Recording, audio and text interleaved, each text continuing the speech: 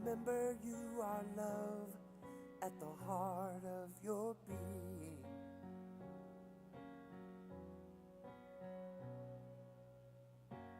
Do you remember there is more to this life than what you're seeing?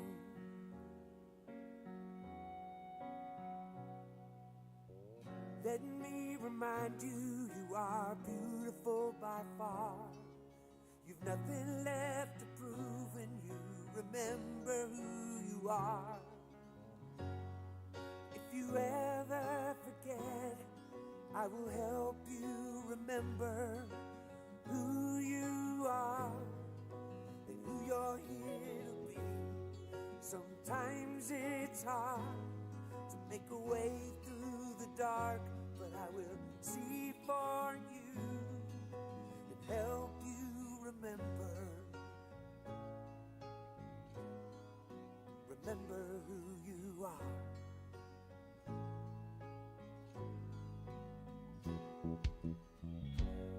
Do you remember there is peace in the middle of this storm?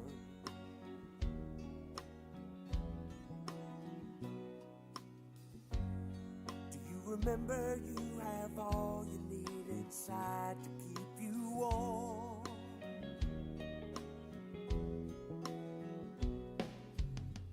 Let me remind you, you're the dust from a star.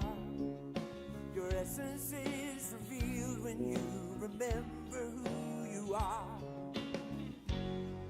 If you ever forget, I will help you remember who you are and who you're here to be. Sometimes it's hard to make a way through the dark, but I will see for you and help you remember. You are stronger than you think you are, braver than you seem. The life that lies ahead of you is like nothing you have ever seen. If you ever forget, I will help you remember who you are and who you're here to be. Sometimes it's hard to make a way through the dark, but I will see for you and help you remember. If you ever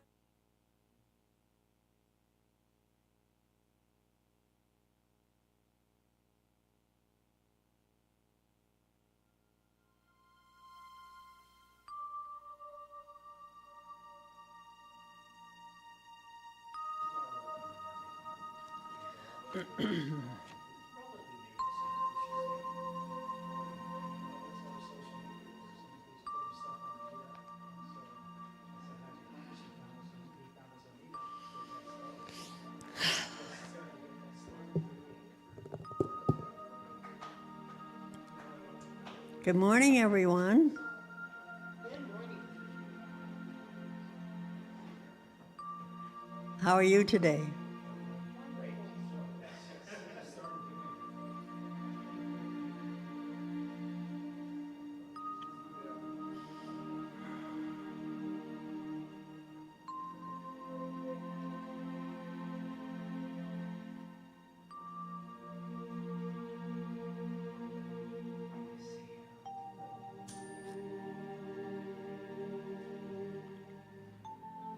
Thank you for joining me for meditation.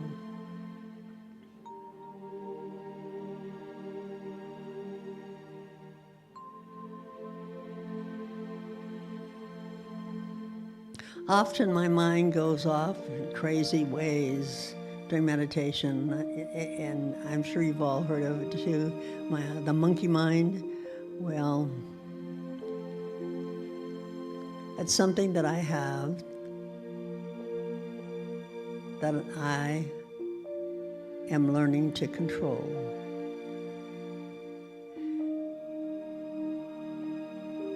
And in controlling it, the first thing I think you have to do is be connected to the higher power or the higher self that's within us.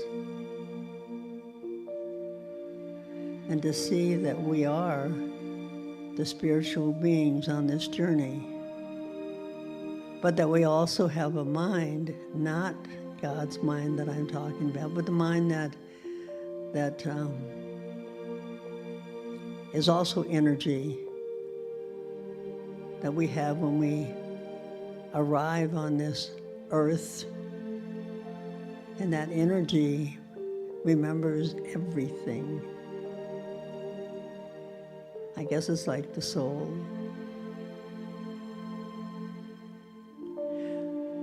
But as it remembers everything, it keeps us in fear, because that mind is there for our survival. And so it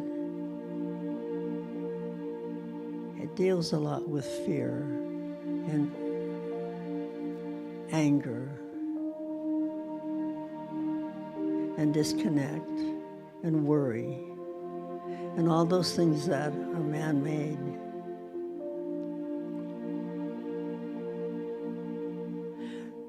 So to get out of my monkey mind,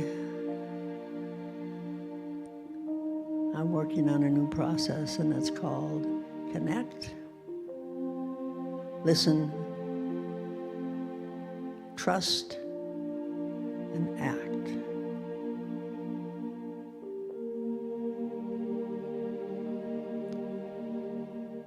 So let's begin by connecting with our higher power. Go inside, go to the heart space. Get the feeling that we are a spiritual being having a human experience, and really feel that, not just say it, feel it. We are spiritual beings having a human experience. This body, and perhaps this mind that we're dealing with right now, it's going to be gone one day through death.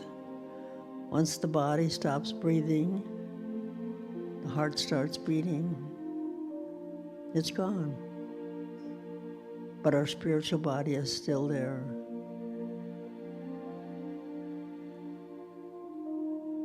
So let's connect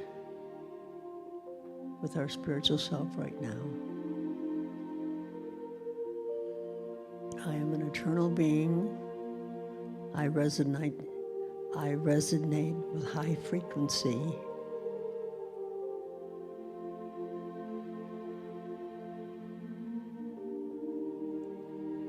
Because I have a higher power within me that guides me, that is me.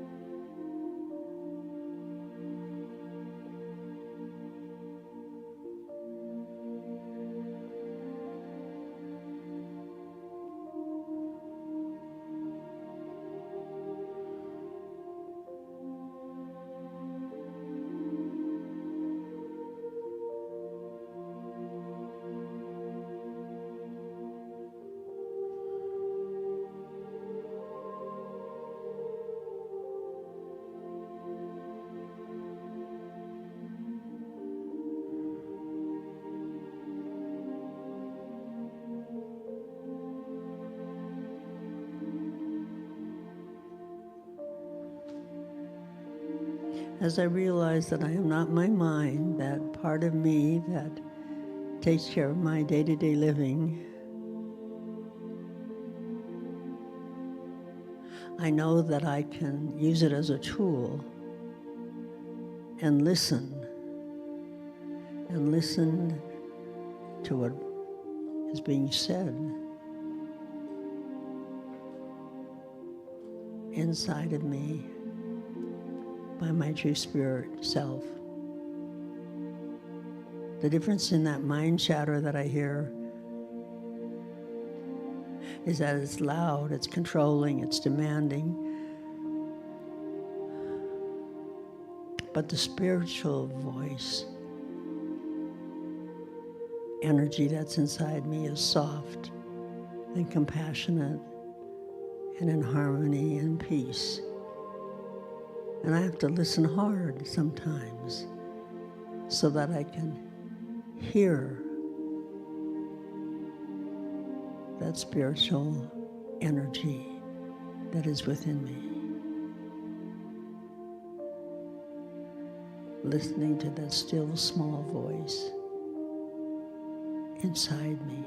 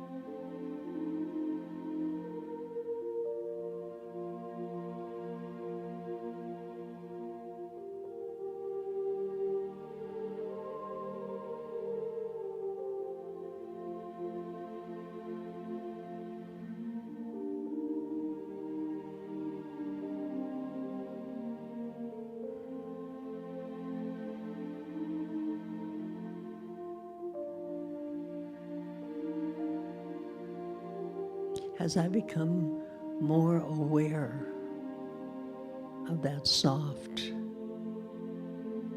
beautiful, harmonious, compassionate voice of God that I hear, I know I can trust it. I can surrender to it. It's from my highest good. It's from my highest spirit within.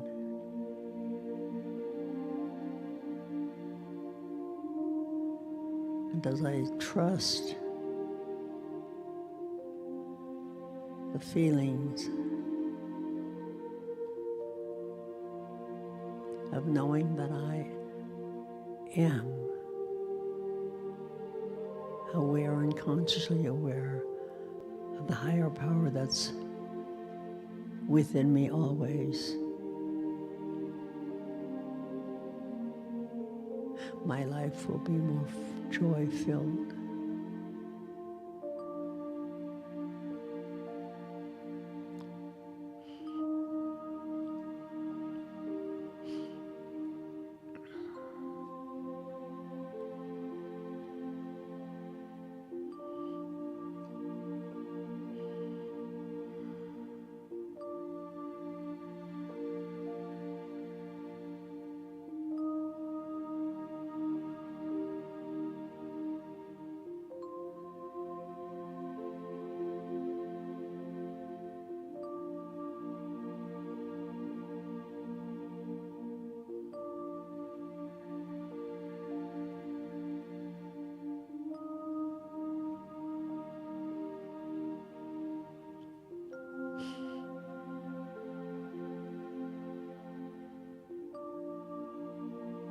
As I connect with my higher power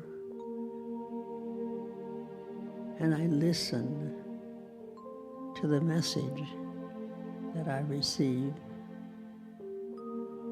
I know I can trust the process, trust that I'm on the right path to fulfill whatever I'm here to do. And the last part is to act. And as I learn this process to its fullest, I know that my actions will show that I am also the divine person that God wants me to be, and that I can be of service to others and to myself.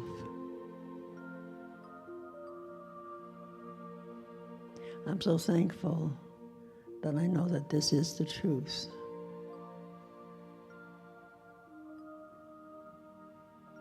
And so it is.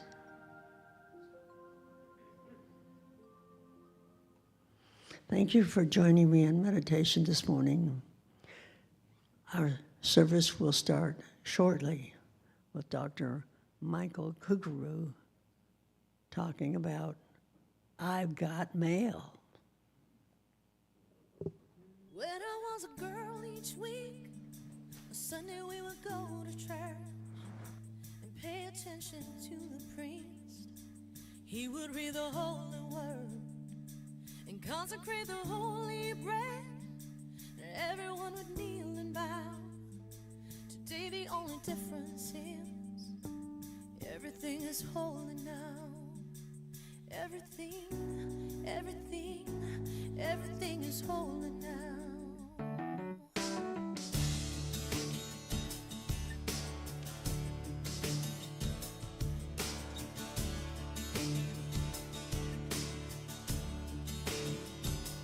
When I was in Sunday school, we would learn about the time Moses split the sea in two. Jesus made the water wine. And I remember feeling sad that miracles don't happen still. But now I can't keep track, 'cause everything's a miracle. Oh, everything, everything, everything's a miracle. Everything, everything, everything's a miracle. Yeah.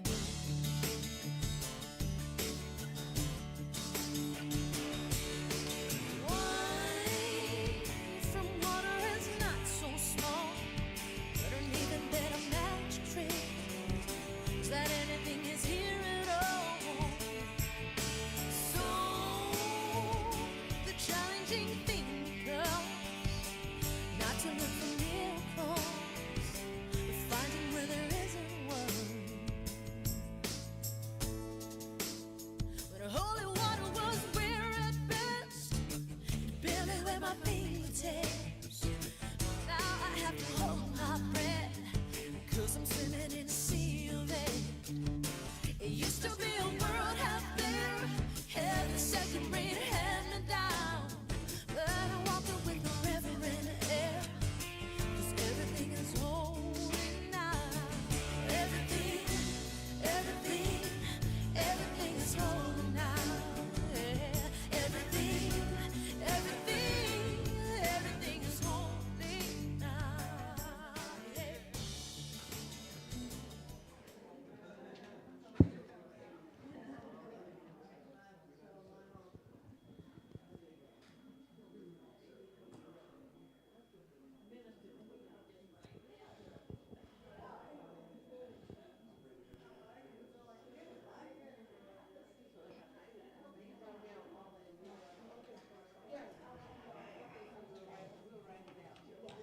All right, so I want to welcome everybody on this beautiful, sunshiny Sunday morning to Center for Spiritual Living Beaumont. And we like to say at Center for Spiritual Living Beaumont that we let love lead.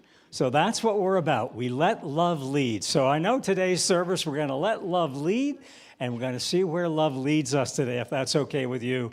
So for those people online, our love streamers online, we are so glad you're joining us in our online spiritual community. We're glad to have you here. I want to give a shout out to Rev Beverly. I know she's doing some recovery with her movement and her healing and her ankle. We know that's progressing perfectly. And I want to give a shout out to Lois, who is on her way at this moment to upstate New York to visit her sister. So she is at the airport in flight. So Lois and Rev Bev, we're giving a shout out to you and holding you in prayer, knowing that all unfolds with ease and grace and flow. And so if you're a first-time visitor here, we have a welcome packet in the back corner over there for you that tells us a little bit about you. We also have our little Science of Mind, Speak Science of Mind book for you. And after service, we have fellowship meal in Carter Hall, right back through there. And today we have homemade ribs. So they're the best in Southern California that you're going to get today. So stay for the ribs, the mashed potatoes, the corn on the cobs, the berry pie, all kinds of good stuff back there. So join us for that. And right now I'd like to remind you to take just a moment to pause and to find your cell phone and to make sure it's on silent. So pause. Find your cell phone, make sure that's on silent. We know Spirit speaks in all kinds of ways, including through technology and our cell phones. But today we're going to direct connect through the message and our music, and that's what we're doing today. So right now, let's read our vision statement together. So what's Centers for Spiritual Living all about? What's our cut to the chase? And our cut to the chase is our Centers for Spiritual Living Beaumont vision, which is our vision of Centers for Spiritual Living worldwide, and that's a world that works for everyone. Not a world that works for someone, a world that works for everyone. And so we're going to go to our purpose statement. And this is the purpose of our teachings, of our textbook, of our Sunday messages, everything we do at the center. We do metaphysical movie night, and we run movies that bring us in alignment with our metaphysical message and the truth of this teaching, which is awakening humanity to its spiritual magnificence. We're incredible beings. We're having a human experience. But if we allow Spirit to move in as and through us in this human experience, we have a magnificent life on earth. And that's the work that we're doing here. The good news is it's the work that we do here. The bad news is the work that we all have to do together. So we do work, we do classes, we come together, we do prayer, we do journaling. And so it is work. And I haven't found a way around that, but it's work that becomes joy.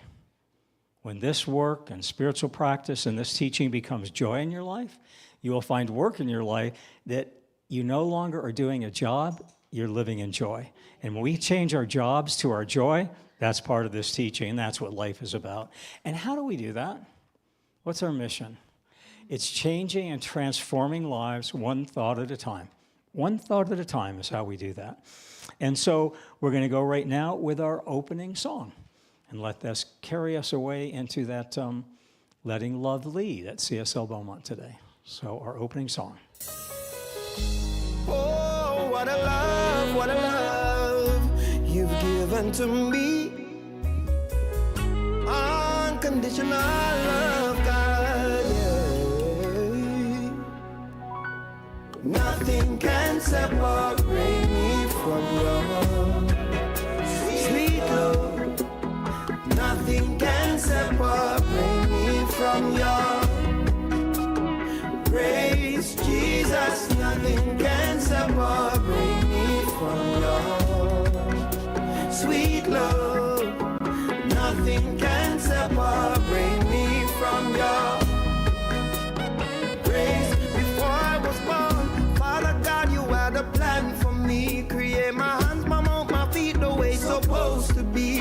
Oh God, your grace keep finding me. Though I was wrapped up, tied up deep in sin, but even when I walked away, you keep calling me like Jonah running away.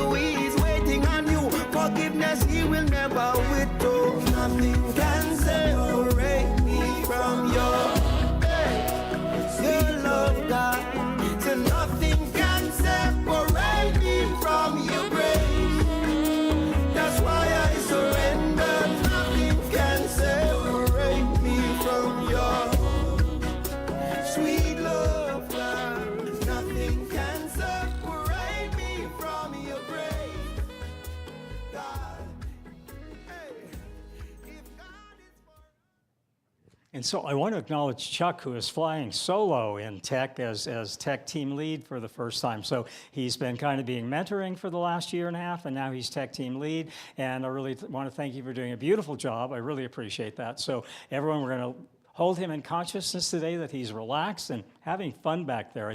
I always say, if we're not having fun here, why are we here? And that doesn't mean that we don't have egos and we don't have personalities, because we do. Trust me, we do. But we can still have fun. And if we're not having fun, what the heck are we doing here? Really? So I'm going to wish a lot of fun to you back there, Chuck, and know it's going with ease and grace and flow. And so right now, we are going to go to our next slide. And Chuck, if you can advance that. There we go, Center for Spiritual Living announcements. And we're going to start off with our flower ministry. And the song was "Nothing Can Separate Us from Our Love." Nothing can separate us but our own belief that we're separate. And one of the things I love about our flower ministry, which Rev Bev started and Ross is continuing, is nature brings us right back into the nature of our soul and the nature of love. When we walk in nature, when we look at flowers, when we create flowers, and we look at the colors, they're an absolute demonstration of spirit on earth. That's how it shows up. Flowers, beauty, oceans, rain, trees, birds, shows up in physical form. This is how it shows up. And these flowers today were dedicated by Bobby Chappelle. And they were dedicated from her husband, Arvell, to Bobby, and she wants to acknowledge Ross for doing the flower ministry, wants him to be acknowledged, but they're for Bobby, and Bobby shared with me she's going to sponsor them once a month, that on her birthday, what was your birthday number? What's the number? 24? This is really interesting. Spirit shows up. On the 20th, her birthday was on the 24th, and every 24th day of the month, her husband sent her flowers. All her life. So this is so cool. So last Sunday, we were talking after lunch, and Bobby says, Arvell just kind of indicated to me he'd like me to buy flowers to celebrate me, and she wants to honor Ross as well. And so this is her first week of being a monthly, once-a-month sponsor. And we were in grief group Thursday, and Ross goes, your birthday was the 24th. You always got flowers on the 24th. She's starting this today. What is today? The 24th, and she didn't even know. Do you see how this stuff shows up and we don't plan it? It's not about planning. It's about being present. And if you overplan, there's no room for presence. It's not about planning. It's just being present. So I love it. It's on the 24th. So happy birthday day, not your month, but your day, from Arvell and Ross. Thank you for doing that. That's how Spirit shows up. It's the 24th, and she didn't even know it. So our flower ministry, you can contribute anytime, buy them for a Sunday, for a loved one, for an event, for a promotion, for a demotion from a job you didn't like. You can celebrate that. So lots of ways to use our flowers to celebrate. And what are we doing? We're bringing Spirit into the house, and we're bringing it forth from that love in our soul. So this is one of the ways we let love lead at CSL Beaumont. Another way we let love lead is our Food for Fellowship. And Jim, who is here today, has cooked homemade ribs. And I was not here the last time he did them. It was one of my days off. All I've heard about is they're incredible. So I will make a statement that the best ribs in Southern California, homemade, are in Carter Hall today. The bad news is you have to sit through the talk, so that's the price of admission. But we hope you join us in Fellowship Hall for ribs. There's corn on the cob, there's berry pie, there's mashed potatoes, all kinds of stuff coming in. So we do full fellowship lunch, and especially if it's your first time here, I really hope you stay, because it's a great way for me to get to know you and you to get to know the community. So, and it's good food, so, stay for the food. Now, our next thing is our Joel Goldsmith book discussion, and that takes place at Evonne Fowler, who she has told me since I've come here, whenever I do something wrong, I'm a pillar of this church and we need to have a talk. So Evonne's one of our pillars. And when Evonne gives you the finger, and this is the finger she gives you, you follow her and you sit down and you listen. So when Evonne gives you the finger, you listen. And she is a pillar of this church, one of the very founding members. One of the first times the church came together, she's watched it grow from a study group to a storefront and now to this building. So if you have any questions about the history of this church, she's a prayer practitioner, go talk to Evonne. Now, this is really exciting, and I'm going to point to some. We don't point. Ross says, don't point to people. It's rude. So, not listening to Ross, I'm pointing to Darla back there. over there. She's waving at you. Darla is our new social media person, and she's putting our events out on Meetup and Facebook and Eventbrite. And we have some people here for the first time who saw us on Meetup. And we had somebody in Grief Coop who saw us on Meetup or Eventbrite on Thursday. So we're really thrilled that the marketing's working, and mostly we're thrilled that you took a chance to come to a place you didn't know and visit us today. So we'll do everything we can to make you feel comfortable. So anything you need from us, ask anybody here, and we'll extend ourselves to make you feel as comfortable as we possibly can. Now, we have a new class going up, Spiritual Principles and Practices, and that will be going up on Tuesday. It'll start September 16th, Tuesday, from 2:30 to 4, and it'll end on October 14th. It's a certified class. If you want to ever consider being part of our board, you do need to take a certified class. It's a 5-week class. Information's out on the table, so we'd love to see you in that class. It is a good class. It's a basic class, and it's a good way to learn about science of mind from the very beginning, from the very foundational level. So that will be starting in September. And then Food for Fellowship, always our second Tuesday is Bring a Friend Tuesday, or Bring a Friend Sunday. So our second Sunday is Bring a Friend Sunday, and we would love to have you bring a friend on our second Sunday. So that's what's going on the second Sunday. And now we are going to call up Evonne Fowler, who is our practitioner of the day, and she will take over.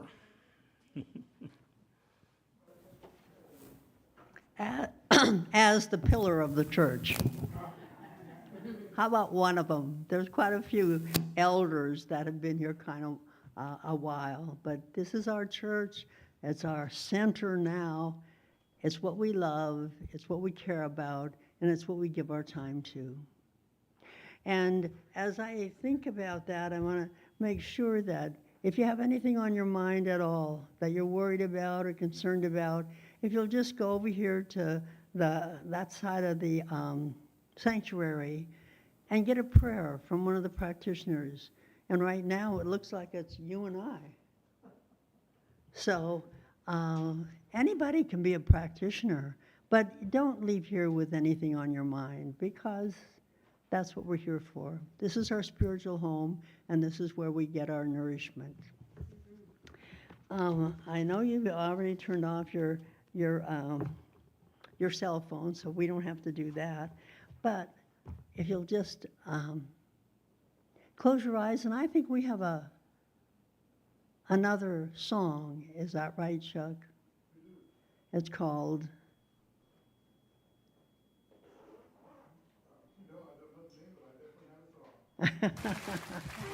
Well, let me go ahead then.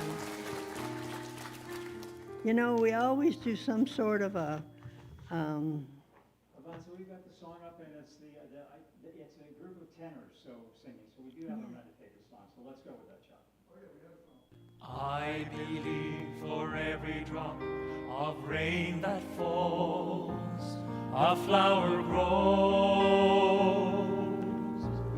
I believe that somewhere in the darkest night a candle glows. I believe for everyone who goes astray, someone will come to show the way. I believe, I believe, I believe. I believe above the storm, the smallest prayer will still be heard. I believe that someone in the great somewhere hears every word. Every time I hear a newborn baby cry, or touch a leaf, or see the sky, then I know I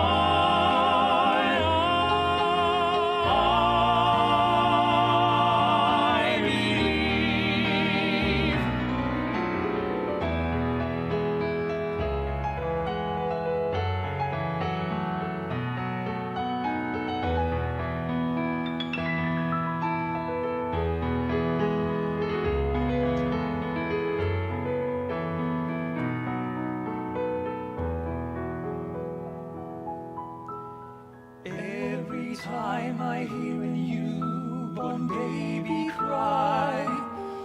water shall leave, or see the sky,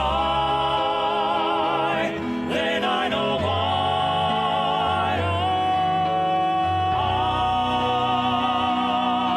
I believe, I believe, I believe.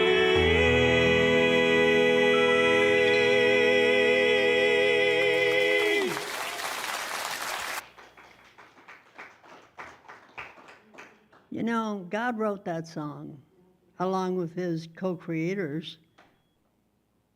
But if you listen to those words, isn't that just what Reverend Michael was talking about earlier? You know, I believe all these things, but sometimes we believe it, but we don't embody it or embrace it. And I think that's what we need to do, and that's what we can do by taking the classes here at the Center for Spiritual Living. I want to continue on about the spiritual retreat that we intended earlier this month. And I attended a workshop called The Magic of the Mind Release, the shift that changes everything. I chose this workshop because of my monkey mind that I talked about during meditation, and sometimes I find it very difficult to manage that mind, especially during meditation. I know some of you do too, because you've told me. The workshop was very interesting and thought-provoking, and I think the process that Indira Dial, I hope I said her name right, suggests we definitely help me release the mind and empower the self or spirit, okay?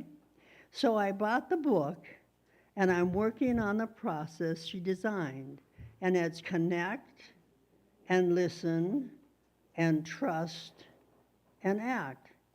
And you know, it's everything we've been studying forever if you've been with the Center for Spiritual Living, but it's just in a different context. So, I'd like to start by sharing this information with you. First of all, do you believe everything is energy?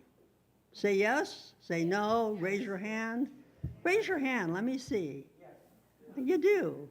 Well, if you don't, if you start researching the subject, the topic, you're going to find out that it is so. Everything is energy. Energy is also God. The name of God is energy also. So the book is about establishing a new paradigm that will connect us with our higher self. And the higher self is our spiritual self. That's God. And what happens here is the answers are unique to each of us. The answer is unique to each of us. As we unfold on this journey we are here to fulfill. We're here for a reason. Some of us don't know what it is, but it is a reason. Now, her book distinguishes two things that I never thought about before, but I think it's important, and we can talk about that later. It's the mind's energy and the self, the spiritual self's energy. So there's two distinct journeys unfolding at the same time in our life, okay? One is living from the mind, and the other is living from the self or spirit or God, okay? It's just a different way of putting things. In the current paradigm most of us live in right now, the mind is what shapes and drives our day-to-day actions, okay? The energy that vibrates as the mind is one of fear.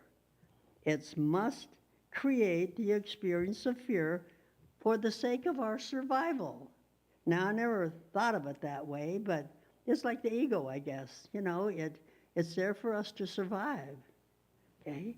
The experience creates the energy that has us remove, withdraw, and separate ourselves from perceived threats. We don't think about this consciously. It's an automatic thing. It's just like opening our eyes or breathing. It's just automatic. It's simply how the mind works. The mind is set up to ensure our survival. 99% of people are in this paradigm. They haven't moved to the higher self yet. And that's what we're trying to do. We need our mind to connect our five senses and allowing us to function in the physical form. You know, we have this body, right? That body is part of us, but it's the physical body. And it dies. In time, it dies. Okay? Okay, just think about that. That's our vessel while we're here. Our mind is what drives us from the moment we get out of bed in the morning and to what we do, how we do it, and when we do it. That's our mind's job. Okay? The mind relates to the physical realm as all there is, and what is happening in the physical world is all that matters. Okay? So we find ourselves on a journey of looking for what we need to do, have, or be, okay, in that very moment. This is all coming from what the mind is now determining is the next appropriate action to fulfill. That's what it's thinking to us to do next. The mind's design is to keep us constantly worried about the future and regret about the past without letting us be in the future, in the present or in the moment now. And that's where we need to live, in the moment now. The energy of the mind, again, is one of fear, separation, discontent, disconnectedness, worry, concern, and getting to the destination. You know, there's something else I learned about this. It's karmic energies, our energies from our past that get triggered by someone or some situation in our life. And these energies are really strong, okay? This is what's inside of us. In our life, these energies keep arising when we get upset, annoyed, concerned, or worried. They resonate in the mind as truth about us and others and the situation. The cycle of karmic energy is that the situation or a person evokes the energy within us, and that triggers the energy from our past. And so that's why we repeat it so often. It repeats it from the past. It brings it up. Interesting. So the situations that are similar now, we create the same as we did before, because that mind doesn't forget anything. It keeps going. But by knowing the mechanisms of the mind, we can begin to relate to the mind as a tool, not a controlling force, in living from our self, our higher self, spirit, in a way of life. We are not our minds. You can observe it and immediately shift how you vibrate and resonate. Once you get that connection and you understand what this mind that she's talking about is. Remember, your mind is not you, but a role that operates as if it were you. It is all mechanical and logical, and it stores all informations and feelings about what has been occurring. Now, on the other hand, there is an energy of self, the spiritual self, the higher self. The energy of the self is one of love, connectedness, oneness, and understanding your divine nature as real and eternal, okay? There is no destination, only honoring the spirit. Knowing we are safe, we are eternal, and we're here for a journey that allows each of us to trust the highest expression of who we are. By setting up these special practices of what I talked about, connect, listen, trust, and act, we can shift how we think and see life, the world, and others. We can develop listening skills, telling the difference between the mind, which is resonating, and how the spiritual mind is resonating. You know, and I just had a few things here about the spiritual mind. The spiritual truth. that resonates, okay? First of all, we are eternal, right? We're going to live forever. At least our spiritual body is. Spiritual being on a human experience. Yes, yeah, we are. We are energy, and everything is energy. Each one of us has our own vibration. We're not our minds. We have a mind, and that mind can be of service on our spiritual journey once we learn where it resonates and how we can change it. The world, the physical dimensions of life, is there to evoke experiences that are designed to open up to more access to ourself as we transcend the mind's energy. And our affirmation, I am an eternal vibration of energy and divine knowing. I am an energetic vibrational force of divine consciousness. The mind's energy and vibration are all about survival. Always remember that.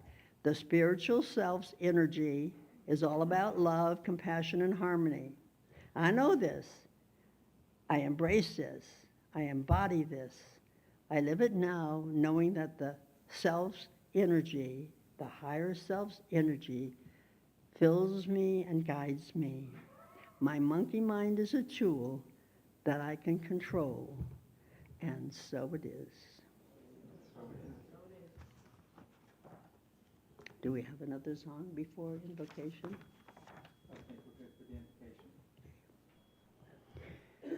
So if you'll close your eyes with me and know that in this very moment, right here and right now, we are gathered together in our spiritual home to receive our spiritual sustenance.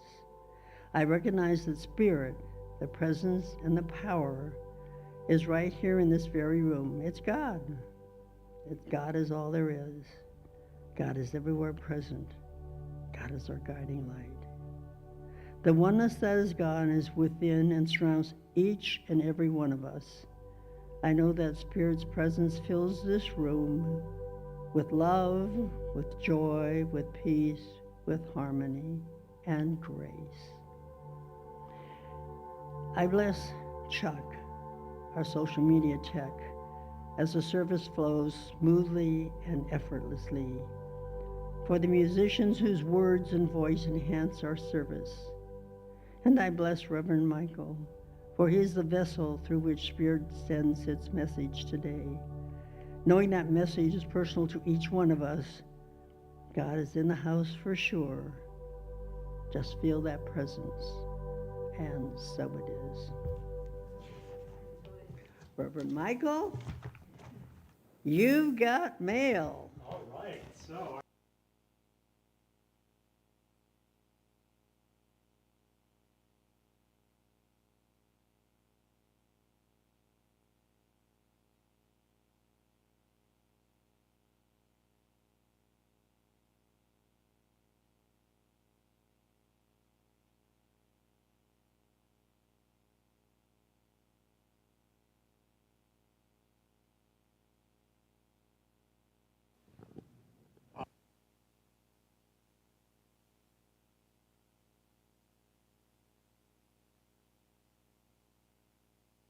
I'm going to come back and have Chuck turn it on because I don't quite see it.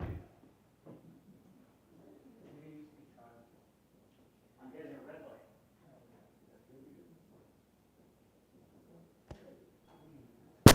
So what we're doing here is we're looking for the spiritual energy, and apparently the batteries are drained, so we're putting in new.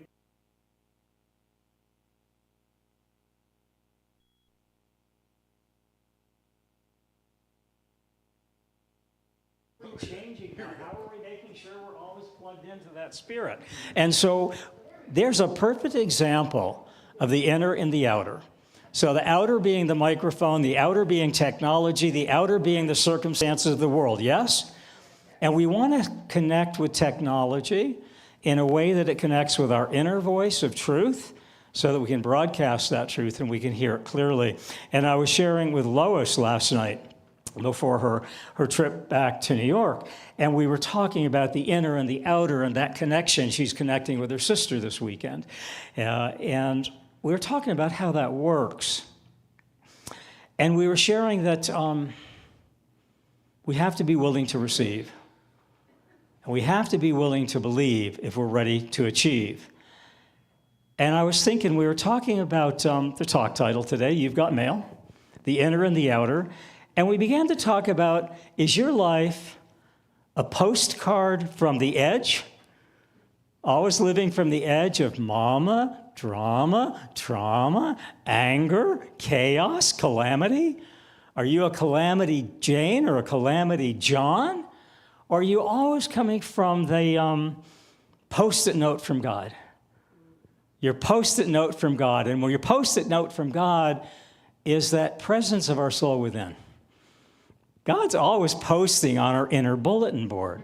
But how do we receive that inner post, that inner guidance, that inner good, to where we can hear it to a point that we can bring it into the manifest world and post it on our bulletin board of everyday activity? And so I thought today's talk about postcards from the edge or post-it notes from God.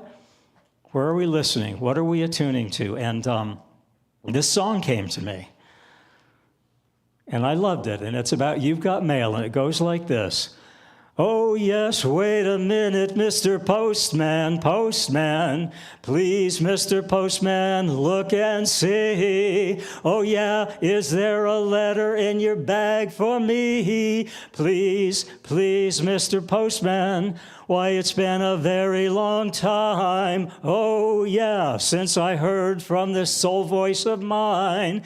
There must be some word today from my soul that seems so far away. Please, Mr. Postman, look and see. Is there a letter from my soul for me? I've been standing here waiting, Mr. Postman, so patiently, just for a card, just a letter saying my soul's voice is returning home to me. And our talk title is You've Got Mail. And that's the way our soul's voice returns home to us. It returns home to us not from the postman without, or the post office without, or the mail even from the internet. What we're talking about today is mail from our internet, mail from our inner beingness, and mail from our inner oneness. It's not the outer postman that's delivering this message.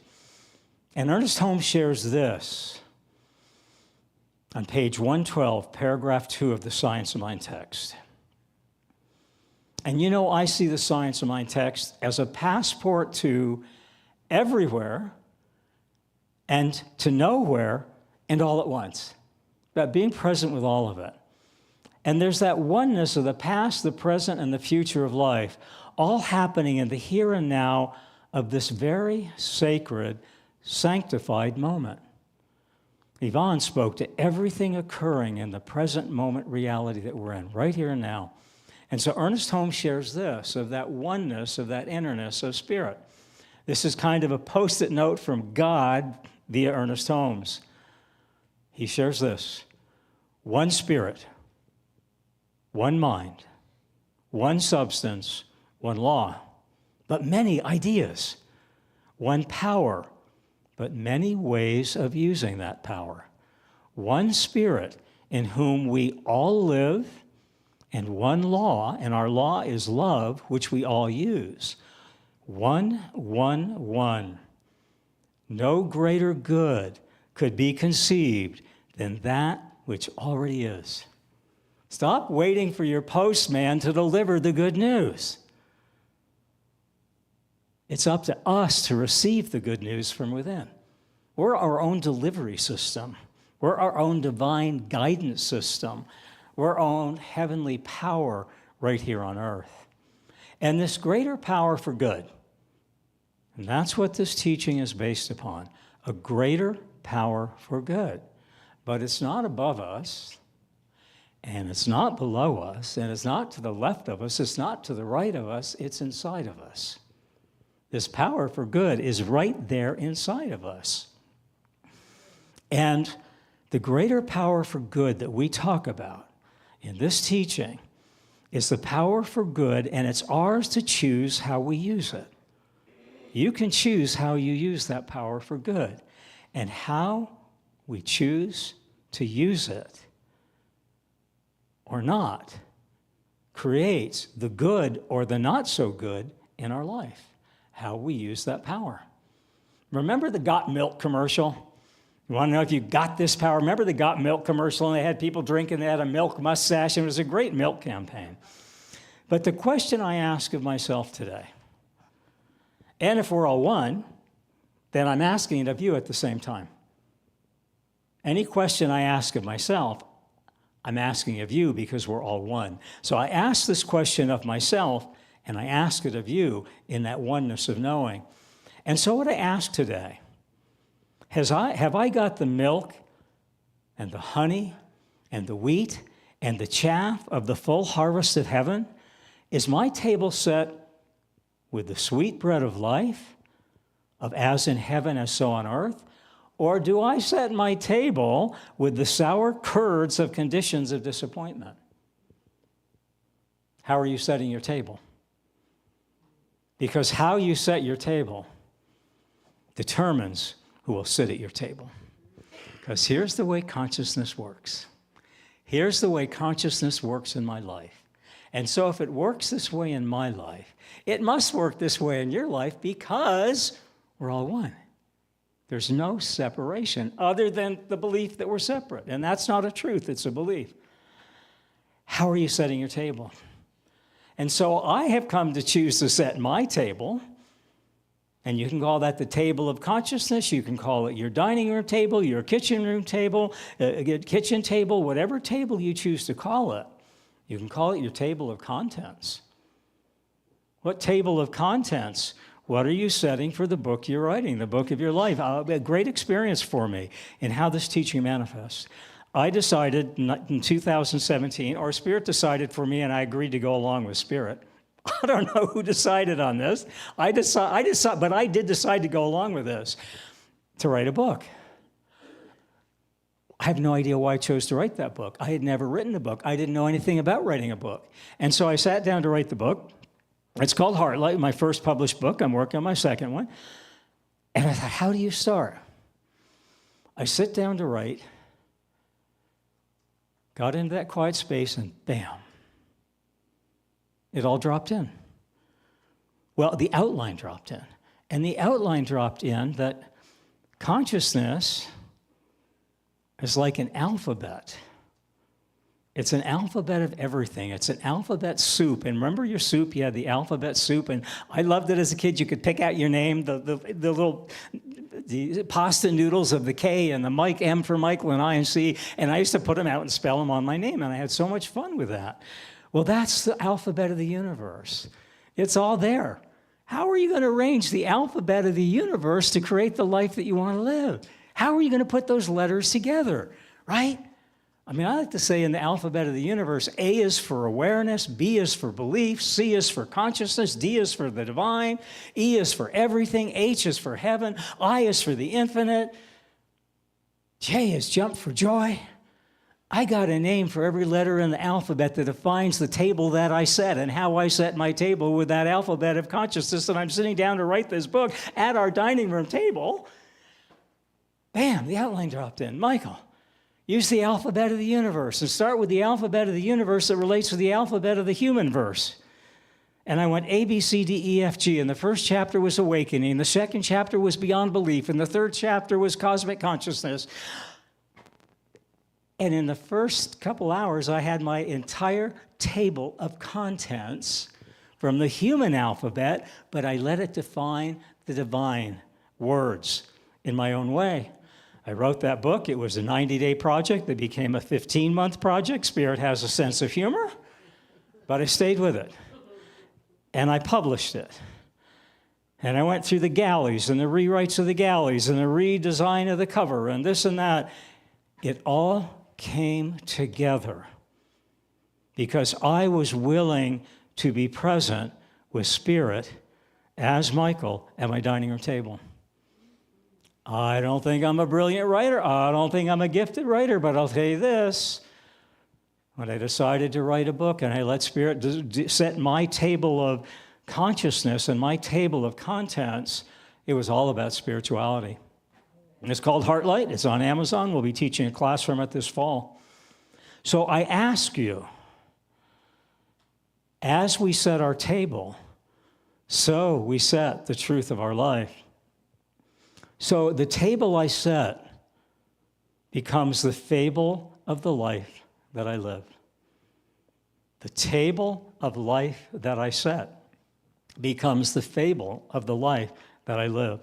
And so I ask me as you or you as me, what's your table of life set with? What did you set your table of life with today? Are you setting your table of life with feast or famine, fear or faith, foibles or fortune?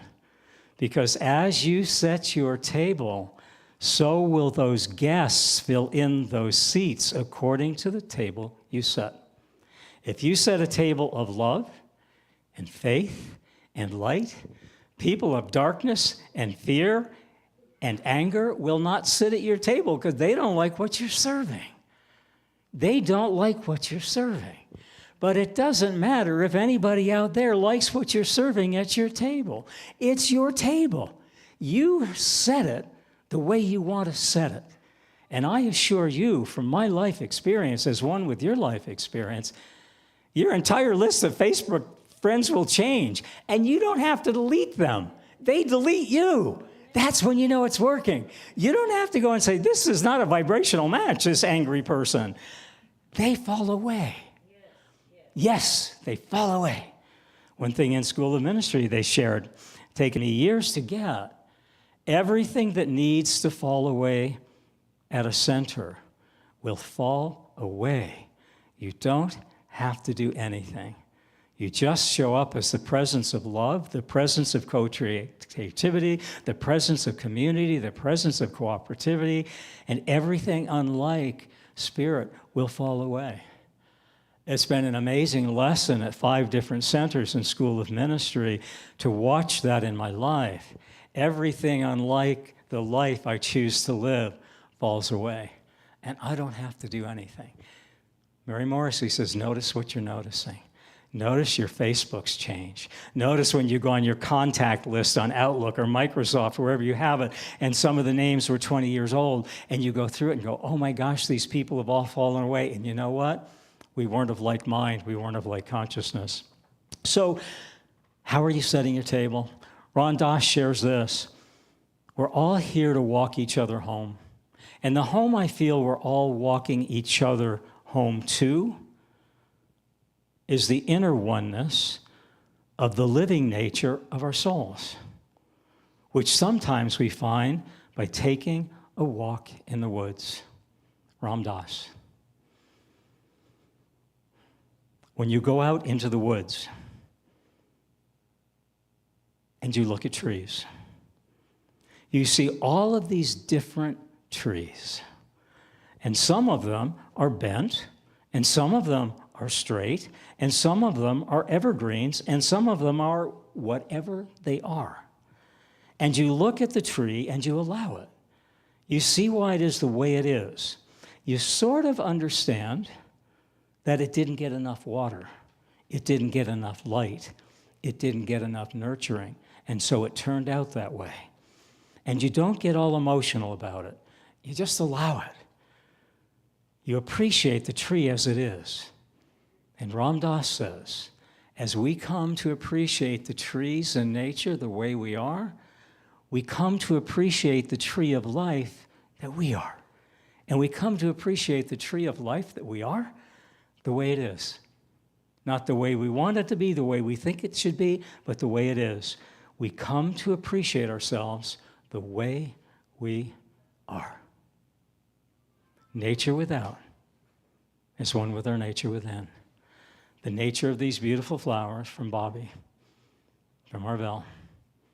The nature of life above, the light of love out of physical form, expressing itself in physical form. We're never out of touch with the beyond and the within. That's nature. And so here's something I came across, something across my path. And I think when we have crosses that come across, ours is to uncross it. We don't want to be all crossed up and all tripped up and all stuck up, but there's some truth in here for me. So I invite you to realize this about yourself.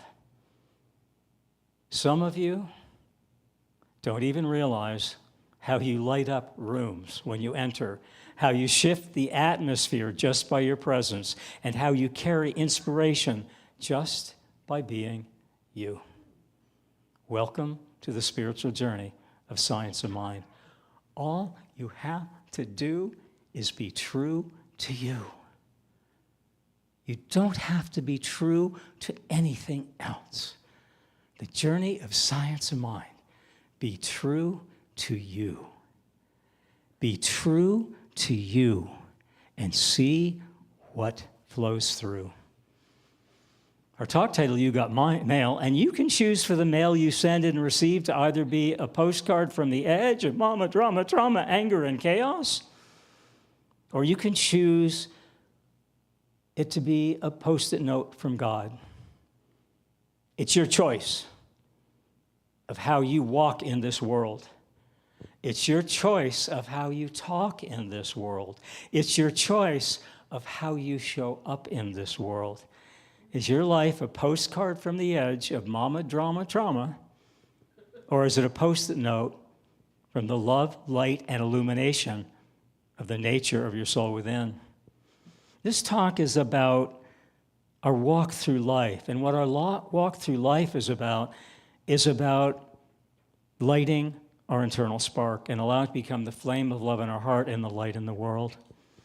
And so on December 1, 1955, Rosa Parks, right? Some of you don't even realize how you light up rooms, shift atmosphere, and carry inspiration just by being you. December 1, 1955, Rosa Parks lit up this world. She lit up this world. And she came not only to hear and to see the oneness of the light of love in her soul, she came to sit in the front seat of a bus, which was very dangerous and daring and provocative in, at that time, a racist society, and we're still working through that. Years later, a graduate student, right? Years later, a graduate student wrote her a letter. You've got mail, right? She got mail. And here's what the graduate student asked her. Why did you sit at the front of that bus on that day? And here's what she said. It kind of came down to this. Rosa Parks was tired of living life from the postcard from the edge of racial slurs, racial violence, and racial hatred. She was tired of it. And the feeling of being made invisible, dispensable, and throwawayable by an unenlightened society. She said, I was tired. And what I mean by tired, my soul was tired, my heart was tired, my whole being was tired of playing by racist rules, of denying her claim to her own selfhood. All right, the Post-it card from the edge of a society that has not yet evolved. And she came to hear the Post-it note from God. And she moved from the postcard from the edge into the Post-it note of God from her soul, which spoke to her. And she said this, I will no longer act on the outside in a way that contracts the truth of what I deeply hold on the inside. I will no longer act as if I were less than to any person. And I will never act as if I were less than the person I'm coming to inwardly know. She moved from the postcard from the edge of the roughness of an unenlightened society into the radical beauty of the enlightenment of knowing her soul as herself. And she said she would never live her life in that duality of the beauty she knew she was and what the world had told her she was. And that's why she sat that day. You know, there's a story about an enlightened master. And I feel what we're talking about with Rosa Parks and what Rosa Parks is talking about to us today through this talk. And I'm inviting Rosa in, right? I'm inviting her in to guide us to what she really wants us to hear. And I feel what she really wants us to hear and what she really wants us to share and what she really wants us to own is the power to attachments that no longer serve us. You know, it's okay for vacuum cleaners to have attachments. How many attachments does your vacuum cleaner has? I know ours has like a whole carry caddy of extra attachments. This brush and this wand and that wand. It's okay for a vacuum cleaner to have all those attachments. It's not okay for us. And so there's an enlightened master who responds to a newly enlightened student. And the student asks, now that I'm enlightened, can I still send email? Yes, says the master, but with no attachments. And so today we're talking about no attachments to believing in the postcards from the edge or unworthiness, but a new awareness of the truth of the post-it notes from God that speak from the worthiness not only of our life, but of each individual living being present here on this earth. We're each valuable, worthwhile beings of love, light, and truth. Don't let anyone, anytime, any place keep you from being in your rightful place of shining your love and your light and your truth, even if it's on a bus in Alabama. You know, you've got mail that's about having no attachments. But one of the things that has to be attached to our emails on this life plane, there are rules, and one of these rules are that you have to have an email address attached to your email for it to go and receive. And it needs to be the right email address or it doesn't get to where you're sending it. And so here's a story about why here on earth, our email address is very important. A Minneapolis couple decided to go to Florida to thaw out during a particularly icy winter in Minneapolis. Husband and wife, they planned to stay at the same hotel where they spent their honeymoon 20 years earlier. Because of their hectic schedules, it was difficult for the husband and wife to coordinate their travel schedules, right? Many of us know that. So the husband left Minnesota and flew to Florida a day ahead on Thursday, while his wife would be flying down the following day on Friday. The husband checked into the hotel where they were 20 years ago, and he was surprised to find now there was a computer in the room. So he decided to send an email to his wife in Minnesota. However, he accidentally left out one letter in her email address, and without realizing error, he sent the email. Meanwhile, somewhere in Houston, a widow had just returned home from her husband's funeral. He was a minister who was called home to glory following a heart attack. Minister's wife, the widow, decided to check her email after her husband's celebration of life, and she was expecting messages from relatives and friends. After reading the first message, she screamed and fainted. The widow's son rushed into the room, found his mother on the floor, and saw the computer screen, which read, "To my loving wife, I've arrived. I know you're surprised to hear from me. They have computers here now, and you're allowed to send emails to your loved ones. I've just arrived and have been checked in, and I see that everything has been prepared for your arrival tomorrow. Looking forward to seeing you then. Hope your journey is as uneventful as mine. P.S. Sure is freaking hot down here."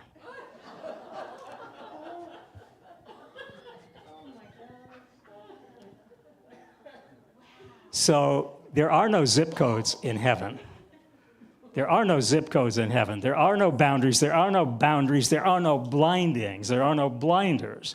But here on earth, we want to make sure we have the right zip code, right? And so Mary Morrissey shares this story about You've Got Mail and about using the right.com search address. She was in Seaside, Oregon. Many of you did PP3 and know this from our class last fall. And she was in Seaside, Oregon with a friend. And it was a Friday night, and before the conference on Saturday, she wanted to go to a movie. It was pouring rain. They didn't know Seaside, Oregon. And so she went on the computer and typed in movie theaters in Seaside. And movie theaters in Seaside, Greece came up. Movie theaters in Seaside, Maine came up. Movie theaters in Seaside, Florida. Anywhere there was a seaside, and there are lots of them, she claims, like hundreds of them in the world, came up, but no Seaside, Oregon. Seaside everywhere. She didn't want to go to a movie in Greece. She didn't want to go to a movie in Maine. She wanted to go to a movie where she was in Seaside, Oregon. And so she then narrowed her search to movie theaters in Seaside, Oregon. And she got exactly what she wanted. The movie theaters, the time, the movie she wanted to see. And so really, in this teaching, it's not so much about the outer movie theater that we're choosing to go to. It's about the inner movie of our mind that we choose to run. And that's all about our power of choice. And we want to make sure we have the right divine address of love and joy and beauty and peace and bliss, because that's the community, that's the connection, that's the cosmos we want to bring forth. So it's not just about the movie theater without that we choose. It's about the movie we choose to run in our mind, because the movie we choose to run in our mind creates the movie of the life that we live. So be careful about your addresses, your address lines. You know, Meryl Streep shares this about You've Got Mail. She said, sometimes it feels like it's all falling apart. How many been there? Some of us are there this morning. It's really all falling apart. Yes, lots of hands. But Meryl Streep said, let them fall apart. What did we talk about? No attachments on email. Your vacuum cleaner, lots of attachments. Good, get the deluxe model. Buy a backup set of attachments in case you lose some. But you know, in life, no attachments. And so Meryl Streep shares this about no attachments to our You've Got Mail. She says, let things fall apart. Don't be attached to the way things are. Stop exhausting yourself trying to keep it together, what was never meant to last anyway. Not everything is forever. And trying to force something that's already breaking apart will only drain your spirit. So let go, let it go, and let it flow. Meryl Streep says, look, let people be upset. Let them misunderstand and let them judge you. Let them have a blast with that. But you don't have to be blasted away by their upset, their misunderstanding, and their judgment. Let them have a blast with it. But you don't have to be blasted away by it. Their opinions are not your truth. They're a reflection of their own reality. You owe no explanation to those committed to misunderstanding you. You are not responsible for how others choose to see you. Stop fearing the unknown. Stop asking, what now? As if the universe hasn't already prepared a path for you. Loss isn't always the end. Loss of a life, loss of love, loss of finances, loss of a career, loss of spiritual connection. Loss isn't always the end. Meryl Streep says, sometimes it's a brand new beginning. It's the space being cleared for something better, something more aligned with who you are becoming. What's meant to go will go. What's meant to stay will stay, even through chaos. There's a rhythm to life, a divine order of endings and beginnings, and they dance in rhythm. And the dance is almost like the sign of infinity, inflow and outflow, infinite and intimate. There's a rhythm to life, and whatever that rhythm of life you're dancing, if you take a look, it always ends up in that symbol of infinity, that symbol of all possibility. There's a rhythm to life, a divine order of endings and beginnings. When we resist the flow, we suffer. We cling to the past, fearing we'll never feel joy again. If that's an illusion, the universe is abundant.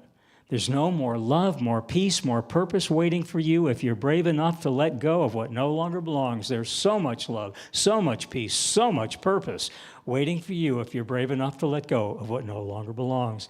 And remember this, says Meryl Streep, the best is not behind you. There's still magic to feel, joy to embrace, and love to receive. Make space for it.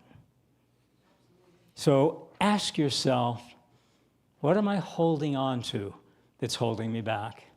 And when you know the answer, trust yourself enough to let go, because something better is already on its way. You must make a choice, a decision, a change. And the choice and the decision And the change you must make must be greater than the pattern you are trying to overcome.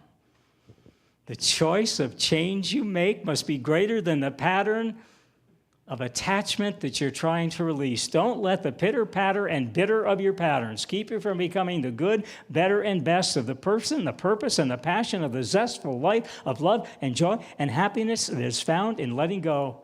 If you find yourself in a place where you can't fully be you, then love yourself enough to let go. And love will show you your way home. When at times your life feels earthly scattered, don't know in spiritual truth that it's being heavenly scaffolded. When you feel your earthly life is being scattered, earthly scattered, know that it's being heavenly scaffolded. You're being scaffolded up to a higher knowing. You're being scaffolded up to a higher flowing. You're being scaffolded up to a higher growing. Spirit is always scaffolding us up higher and higher and higher into greater awareness. So know that your scatteredness is in truth divine scaffolding. Don't let your love of earthly outward power keep you from living your heavenly soul power within. Ernest Holmes shares, one person who lives these principles I would rather have than 1,000 who know them. 1,000 who know them. And we had a what if post from Darla in our social marketing this week. And I thought it was marvelous. It was called our What If. How many of you saw it on Facebook or on your internet? Our What If posting this week. And the number of likes and shares are just off the charts. Off the charts. And so this was C.S.L. Beaumont's What If posting this week. Replace what if I fail with what if I fly? I see people who saw it, no, that was from Beaumont and Darla. So our power of choice to overcome all of those things that we're afraid to let go of. We're so afraid to fail that we hang on to that fear, and so what shows up? What we consider failure. And I'm just thinking about the word failure in a whole new way right now. I think that there is no failing in life or in science of mind, but I think if we look at the word failure as the word lure, L-U-R-E, right? You use a lure to fish, right? Put in a different lure, different size lures for different size fishes. You need to use the right lure to attract the right fish that you want. And I think if we look at failure as lure, are we using failing as a lure to create our life? Because if we're using failing as our lure, guess what we're luring into our life? So come to see failure as a whole new way and change your lure. Change your lure from failure, what if I fail, into what if I fly? Change your lure. Change your lure. See what you attract. We're talking about the within and the without, and our final story is about a gentleman who had lost his faith. Lost his home, lost his career, lost his faith, but he had his beloved motorcycle, and he got a hit 2 o'clock one morning, snowy morning, Vermont, to get on his bike and ride. And what he loved about his bike, and what I know about bikers, they love to ride. It's a feeling of freedom. It's a feeling of flying. That's what's so thrilling about that. It's a feeling of flying and ungroundedness. So he takes his bike out on a long and windy road, and he sees a family of deer cut right in front of his motorcycle, and he has a choice to hit them or to swerve, and he swerves, loses control, finds himself dead in the middle of the road, his motorcycle hundreds of yards down the road, and he's broken both his legs and he can't move an inch. He's in incredible pain, and he's right in the center of the road, right before a curve. And his thoughts are, I'm going to die. All of a sudden, he's lying there, and he hears the crunching of footsteps. When it's snowy, we had this in Connecticut, and sometimes it's a little icy crust on the thing, and so you put your foot in, and then you go down to the soft snow, but you get like knee deep. He heard the crunching of footsteps on the snow at the top of his head, but he couldn't turn to look. And then he felt 2 hands caress his face and said, "It's going to be okay." And it was a woman's voice in the softness of her hands, and he heard her very clearly. And she said, "I've called an ambulance. Just be patient. It's all going to be okay." And in that moment, he heard the sirens, and he saw way down the road in this deserted night where no ambulance would be, lights flashing. And he heard her footsteps crunch back through that snow and vanish into the woods where the deers had vanished. The ambulance arrives, and they stop, and they see him in time. And as they put him in, he said, "Where was that wonderful woman who called the ambulance for me?" And they said, "There's no woman here." "And were all the deer okay that I tried to avoid the deer?" And they said, "There are no deer here." And he said, "Yes, look in the snow, you'll see their footprints." And the ambulance drivers looked, and they said, "There are no footprints in the snow. There are no deer footprints. There's no woman's footprints. There are no footprints." And they said, "Well, then who called you?" And they said, "No one called us. We just happened to be on our way to Starbucks to get Danish and donuts for the fire department tonight on a snowy night. We weren't on a call. We were going to get donuts. We just happened to be here." Michael Beckwith says, life doesn't just happen. It happens just. It happens just the way it's supposed to happen. Can you release and let go of your outer belief that somebody had to call an ambulance, that there had to be a woman there? And can you accept in spiritual truth that these tales are true? And so for me, you've got mail, right? Sometimes from footprints in the snow that you hear crunching. But I think when we really get mail, we arrive at a new consciousness. And I think the new consciousness we arrive at is that all of our postcards from the edge mail that we receive or we send to ourselves, guess who sends you that postcard from the edge? Guess who sent it to you? You sent it to yourself. The mama drama trauma. And so the postcards from the edge of all of the emergencies we've created in our life are really spiritual Post-it notes. And when we start reading and hearing our Post-it notes from within, we come to see that all postcards from the edge of outer emergencies are really spiritual opportunities to emerge and see that we're always connected, we're always loved, we're always divine, we're always in the perfect and right place. So the question I ask of myself as you this week, will you allow in, will you listen into, will you allow your soul to speak? Will you allow your soul to speak of the life beyond measure and know that the life you are living is nothing compared to the life you will begin to live when you begin to receive, you've got mail from your spiritual voice within. What's your .com address? Postcards of mama drama from the edge, or Post-it notes of love and light and truth from your soul within? This week I invite all of us to live into, to breathe into, to walk into the Post-it notes from that voice of our soul within. And so we'll take this into prayer. So knowing that Spirit sometimes speaks in crunchy footprints that aren't there. And Spirit sometimes speaks in false truths of fear that really aren't there. And that Spirit speaks not from the without, as much it speaks as from our within. And Spirit's Post-it notes from our within invites us to know that as we believe within, so we receive without, and so we achieve in our life. Make sure you have the right .com address when you send your emails. Make sure you have the right .com address when you receive those emails. And know beyond knowing, always make a choice that's more powerful than any precedent that you're holding on to.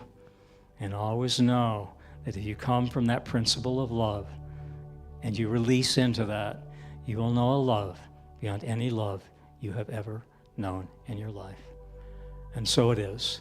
And now we'll have our one more song.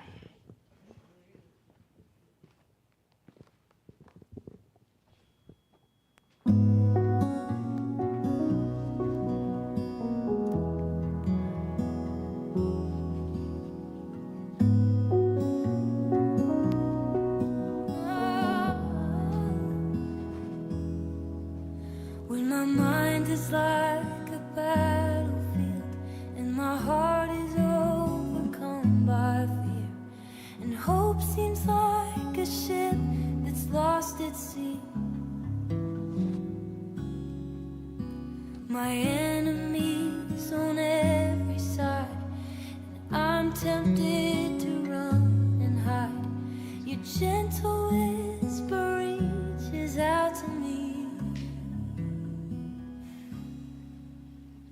Peace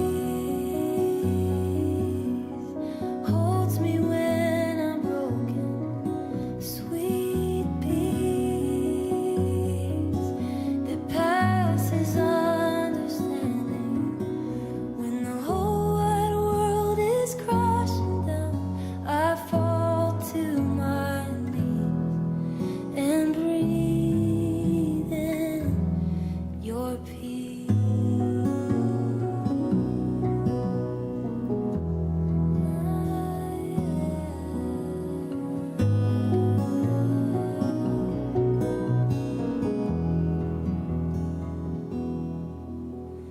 Fiery arrows whistling, the terror of the night sets in, but I can feel your angels all around. I am resting underneath the shelter of your mighty wings. Your promises are where my hope is found. Oh, my hope, yeah. Peace holds me when I'm broken, sweet peace that passes understanding. When the whole wide world is crashing down, I fall to my knees and breathe in your peace.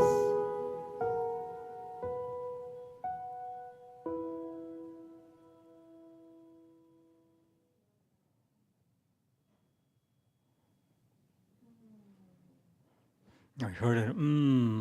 Isn't it nice to visit that little bit of quiet? Just a little bit. So we found our way to that quiet, and to that quiet that we found ourselves in is a fabulous place to listen to the post-it notes from God in our soul. It's in that quiet space that those post-it notes come up. And so I invite our ushers to come forth at this time. And if you're watching online, our love streamers, thank you for being part of our spiritual community. We love that you're part of this community. Hope you visit us in person at some point. You can tithe online at cslbeaumont.org. You can text GIVE to 951-420-6909. And right now, I invite everyone here in the sanctuary. And you can also text on your phone if you're in the sanctuary to contribute. But I invite us to read our giving statement together. And what I want you to know, your presence is the gift to this center. Your presence. That's a remarkable gift. We're so grateful that you took time to spend time with us today.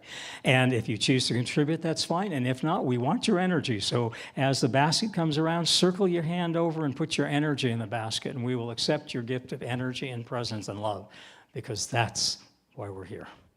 So I invite us to read this together.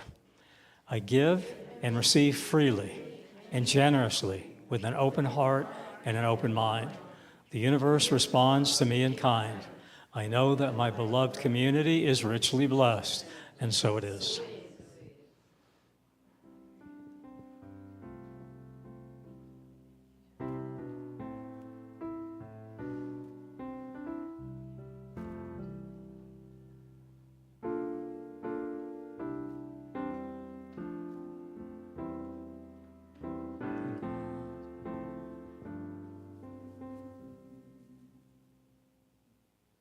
Thank you, God, for everything.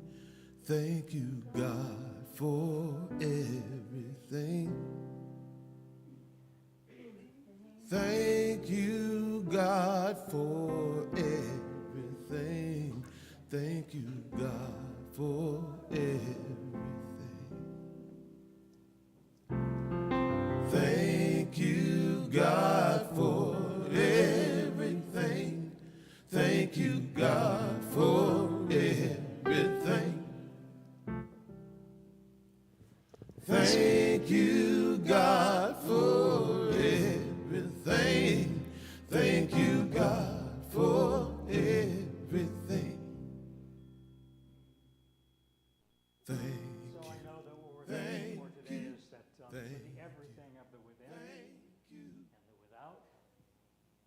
Spirit being all around and all about.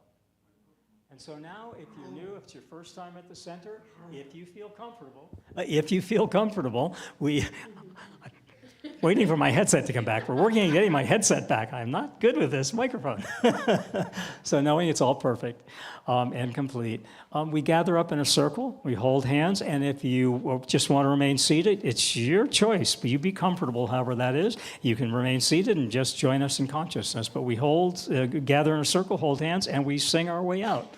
So Chuck has our sing-along, sing-out song ready for us. So,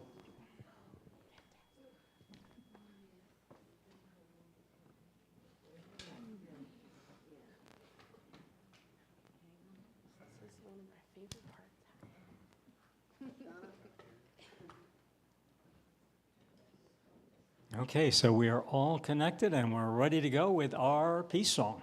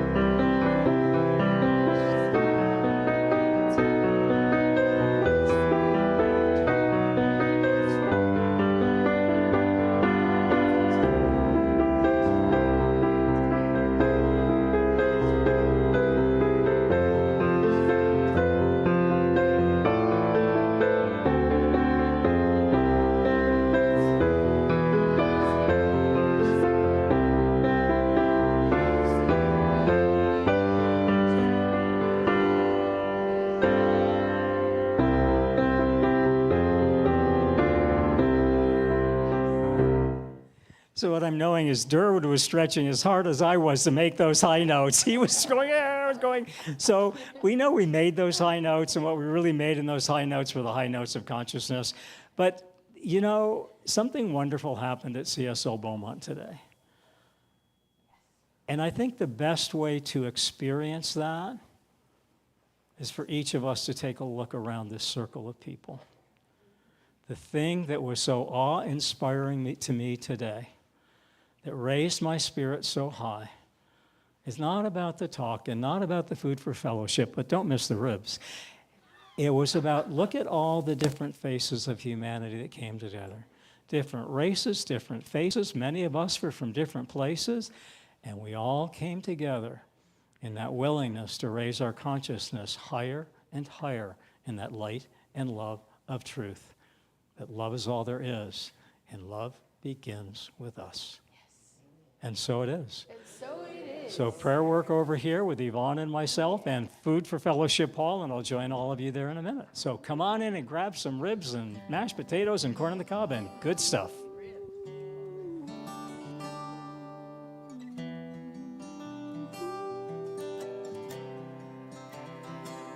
In my eyes, in my mind, in my heart, in my soul, in my life,